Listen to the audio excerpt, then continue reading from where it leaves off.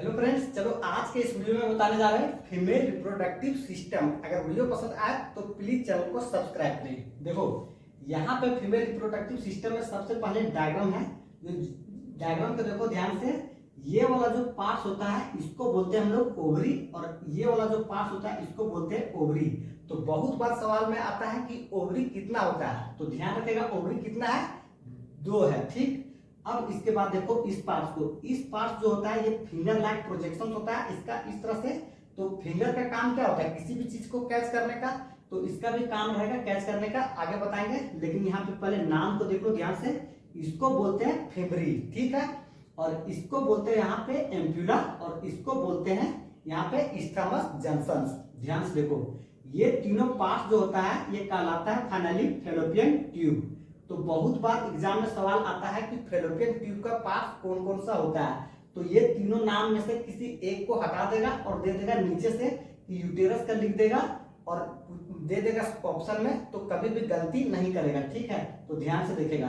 अब देखो यहाँ पे ये ओवरी का, तो ओवरी का जो लेंथ होता है ये 2 से 4 सेंटीमीटर का होता है, जबकि स्टमस जंक्शन जो होता है ये 10 से 12 सेंटीमीटर का लेंथ होता है। तो यहाँ पे इतना बड़ा लेंथ क्यों होता है, देखो यहाँ पे इतना बड़ा लेंथ इसलिए होता है क्योंकि फर्टिलाइजेशन कहाँ पे होता है, ये यहीं पे होता है। ठीक है, स्टमस जंक्शन में होता है, वो आगे बताएंगे, लेकिन यहाँ पे टॉपिक आ गया था तो एक्सप्लेन करना जरूरी था। अब यहाँ से देखो ये पार्ट को बोलते हैं हम लोग यूटेरस। ठीक है, अब ये यूटेरस जो होता है इसका दूसरा नाम होता है उम्ब। ठीक है, इसको ध्यान रखेगा कि दूसरा नाम इसका होता है यूटेरस का उम्ब। और सवाल यहाँ पे एक और ध्यान रखेगा कि यूटेरस जो होता है इसका संख्या कितना कंसीडर किया जाता है, 1 होता है। ठीक, और इसका ओवरी का 2 होता है। तो यूटेरस जो होता है ये 3 पार्ट्स में फिर जाके डिवाइड कर जाता है। देखो एक जो है रेड कलर वाला पार्ट इसको बोलते हैं हम लोग इंडोमेट्रियम, और जो मिडिल वाला पार्ट होता है इसको बोलते हैं हम लोग मायोमेट्रियम, और जो सबसे आउटर वाला पार्ट होता है इसको बोलते हैं हम लोग पेरीमेट्रियम। तो इंडोमेट्रियम जो होता है इसका बहुत इंपॉर्टेंट फंक्शन हो जाता है, इसलिए इंपॉर्टेंट फंक्शन हो जाता है क्योंकि अगर मान लो यहाँ से ओवम चला गया, ठीक है, ओवम चला गया और यहाँ पे किसका इंतजार कर रहा है, ये स्पर्म का इंतजार कर रहा है, और इस कंडीशन में इसको बाहर से कहीं से स्पर्म नहीं मिलता है, तो वो क्या हो जाएगा, यहाँ पे फर्टिलाइज होने से फेल हो जाएगा सबसे पहला। जब ये फेल हो जाएगा तो यहाँ से इधर चला जाएगा। अब ये इधर चला जाएगा तो इसका जो रेड कलर वाला होता है इसी को बोलते हैं इंडोमेट्रियम, जो कि ये 28 डेज, ठीक है, हर एक 28 डेज में क्या होता है, पीरियड्स होता है, मेंस्ट्रुएशन साइकिल। तो इस मेंस्ट्रुएशन साइकिल के समय ये वाला जो ओवम रहता है वो और इसका इंडोमेट्रियम का जो लाइनिंग होता है ये ब्रेक डाउन कर जाता है, और टूटने के बाद ये बाहर चला जाता है मेंस्ट्रुएशन फ्लो के फॉर्म में। ठीक है, तो यहाँ पे इसका बहुत बड़ा सवाल आता है। और नेक्स्ट यहाँ पे देखो कि इसके बाद मायोमेट्रियम, ठीक है, तो मायोमेट्रियम जो होता है ये इस कंडीशन में रोल आता है जब ये फर्टिलाइज कर जाता है। ठीक है, इसको मान लो बाहर से स्पर्म मिल गया, ये फर्टिलाइज कर गया, तो उस कंडीशन में यहाँ पे क्या बन जाता है, ये फीटस बन जाता है। अब ये फीटस बन गया तो फीटस कितना दिन तक यहाँ पे रहता है, ये मैक्सिमम 9 मंथ्स तक रहता है। तो 9 मंथ्स रहता है, तो जब इसको डिलीवरी के समय आता है तो डिलीवरी के समय इधर से जो रहता है स्लो और इधर से दोनों तरफ से, ठीक है, मायोमेट्रियम इसको इतना तेजी से कॉन्ट्रैक्ट करता है कि ये आसानी से वहां से क्या हो जाता है, ये आसानी से बाहर चला आता है। ठीक है, तो यही दोनों बहुत इंपॉर्टेंट फंक्शन हो जाता है कि इंडोमेट्रियम का फंक्शन क्या होता है और मायोमेट्रियम का फंक्शन क्या होता है, तो इसमें बिल्कुल भी गलती नहीं करेगा। ठीक, अब इसके बाद देखो नेक्स्ट जो आता है वो, तो यहाँ से ये कंप्लीट हो जाता है। अब देखो यहाँ पे कुछ डायग्राम में नहीं दिख रहा है जो कि यहाँ पे होगा। ठीक है, ये ओवरी को ध्यान रखेगा, इसको बोलते हैं हम लोग प्राइमरी फीमेल सेक्स ऑर्गन। ठीक है, किसको बोलते हैं, ओवरी को बोलते हैं। जिस तरह से मेल में किसको बोलते हैं उसी तरह से फीमेल में इसको बोलते हैं। अब यहाँ पे देखो यहाँ से रिलीज 2 चीज होता है, एक तो क्या होता है, ओवम होता है, और दूसरा नंबर पे चीज जो रिलीज होता है इसको बोलते हैं हार्मोन। तो हार्मोन को तो यहाँ पे डिस्कस नहीं करेंगे, लेकिन यहाँ से हम लोग ओवम को डिस्कस करेंगे। ये ओवम जो रिलीज होता है इसको कैच करने का काम कौन करता है, तो जो इतना इसके साथ टच नहीं रहता है, ये फिंगर लाइक जो इसका प्रोजेक्शन होता है ये यहाँ से हल्का सा गैप में होता है। यहाँ से जैसे ही ओवम रिलीज होता है वैसे ही ये इसको क्या करता है, फिमरी इसको कैच कर लेता है। तो इसका भी फंक्शन बहुत इंपॉर्टेंट हो जाता है कि फिमरी किसको कैच करता है, ठीक है।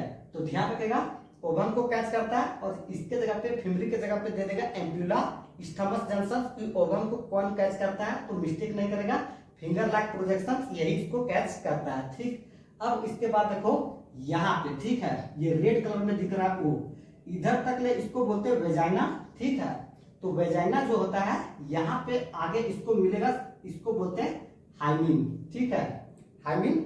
अब हाइमिन का मतलब क्या होता है इसको देखो, ये हाइमिन जो होता है ये इतना मतलब इलास्टिक होता है कि ये बहुत आसानी से ब्रेक डाउन कर जाता है। या तो फर्स्ट ये फिजिकल कॉन्टैक्ट यानी कि सेक्सुअल रिलेशन जब बनता है, ठीक है, तो उस समय ये टूट जाता है और इसके कारण थोड़ा सा क्या होता है यहाँ से ब्लड फ्लो होता है। तो बहुत बार सवाल में आता है कि हाइमिन जो होता है ये इंडिकेटर होता है वर्जिनिटी का, तो गलती बिल्कुल भी नहीं करेगा, ये वर्जिनिटी का इंडिकेटर नहीं बन सकता है, क्योंकि क्या हो सकता है ये किसी कारण से भी टूट सकता है और किसी कारण से नहीं भी टूट सकता है, तो ये इंडिकेटर उसको नहीं मान सकते हैं, ठीक। तो यहाँ पे इसको ध्यान रखेगा। अब एक्स्ट्रा जो है ये एक्सटर्नल जेनाइटेलिया जो कहलाता है वो यहाँ पे नहीं दिख रहा है। देखो एक्सटर्नल जेनाइटेलिया जो होता है वहां पे ध्यान रखेगा, एक है मोन्स पुबिस जो कि यहाँ पे डायग्राम में नहीं दिखेगा, और दूसरा नंबर पे है क्लाइटोरिस।